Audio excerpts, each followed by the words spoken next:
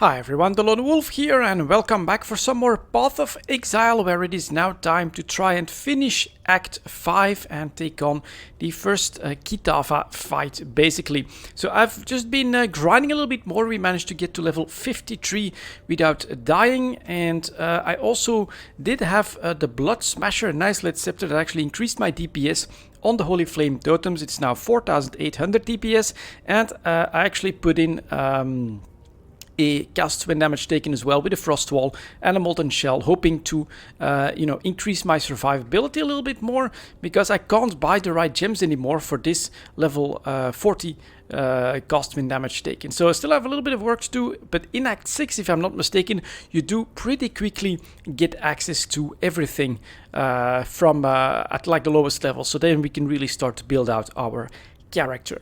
Another thing that I want to explore here for this league, I now have a singular incubator that dropped from the Legion League as an incubated unique item to an equipable item. It drops after killing 2500 monsters. So I think I can just right click this. Yep, there we go. And I actually put that on my ambush charge. A unique chest ought to be pretty good. And in the meantime, I also made my way to the cathedral rooftop, where monsters are awaiting us, but we can pretty easily at this point burn them to a crisp. So let's keep going and let's look for Kitava. Now these guys are actually a little bit dangerous, so we are going to be slightly more careful here. That one is down, that's okay. Get a little bit more to go. Take these guys out as well. But I feel like I'm basically ready. You can see that we burn all of these guys down pretty quickly and efficiently. Here we get a blue pack. Look at that. Didn't really need the conductivity either. They just die. A couple of those big guys. Not a problem. Let's do that. Let's allow that totem to clear more stuff. And these guys die pretty quickly as well. Grab a bit of loot while we can. Oh, and maybe the amethyst flask as well. Ooh, and we've got some long-range bombardments. Those guys can do quite a bit of damage, to be honest. I like to take them as specters when I play with minions. But for now, yeah, this is decent DPS for the content. And so we're doing quite okay. Okay, we have another one of these monoliths. So that means that we ought to clear everything around here a little bit. Oop, he actually jumped straight into my Holy Flame totem. On the rares, I do like to use the curse as well. Whoop, another one up there. Let's do that. There we go. That to clear this out, and then I think we're okay to try and do this Legion encounter. I think this time we'll try and get a lot done. Ah, we got a chest here. That's always potentially nice. And let's keep spreading my totems. That can unlock more stuff. Not sure what this symbol means, so we'll take a look. Ah, I'm too late. That's unfortunate. Alright, let's see what we got here. Well, it's a 4-link. Maybe I can try to upgrade that. Ooh, getting busy here. Luckily, there's some infighting happening as well.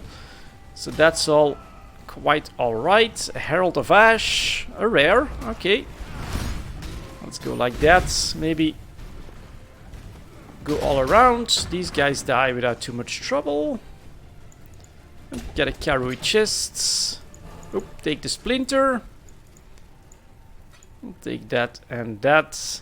And yeah, I'm not seeing anything too special, but yeah, most of my uniques that have dropped so far have come from this Legion content. So those guys go down next. We'll keep following this pathway, although I think if you stay centered as much as possible, that you will eventually just find the way to the apex. Here. Yep, okay, keep hitting that. That's quite nice. Played safe.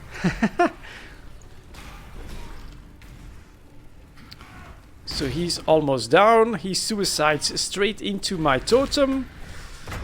That's okay. We can put one here. Ought to be alright. Another rare. Alright. Another 4-link. An Orb of Fusion. That's actually worth quite a lot. That's definitely useful in solo self-found here. Let's clear these guys out. Anything special coming in? Don't see it.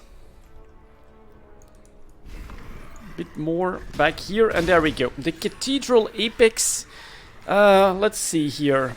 Oop, this guy is cursed. Let's walk into my holy ground so that I'm immune to curses. Actually a pretty big advantage of these holy flame totems. And now let's see what this fight is like in Legion, which ought to be a little bit slower.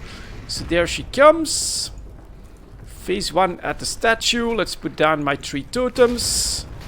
Add in my curse. Oops. And then, yep, try to avoid that damage. Okay, I am obviously doing quite a bit of damage here with these totems. So that's actually quite okay. Phase 2, let's refresh these. Go like that, and then see what happens. Whoa, that's actually a big AoE all of a sudden, but only took a little bit of my shield. There's the heart. There's some adds. My Immortal Call did just trigger. Are you coming back like that? Yep, another one of those red spots. Oh, I see. Well, you know what? We're definitely learning from this. Something that I hadn't noticed is that these are like AoE attacks around you. Oops. Die over here. That actually zone in on you. I had never even noticed that pattern, and now I can actually see it. So that does make a pretty damn big difference. Here again, the paths that these blood trails, these hands here take, a lot smaller as well. And I think we'll get squashed at this point as Kitava takes out the symbol of purity. If I'm not mistaken, there we go. But it cannot be extinguished. Okay, alright. Not bad, guys. I just made it past Act 5 without dying. I think that's pretty damn good. I don't think I've done that very often. And we can again see the big difference in these boss fights. They have definitely been made a little bit more easy, in my opinion. Anyways, that's it for this update then, guys. We made it. Thank you very much for watching, and I'll see you all next time. I'm Captain Lily. Remember, this ain't no charity run. You owe me. Cast off! Or don't think I'd be forgetting that favor you owe to me. In fact,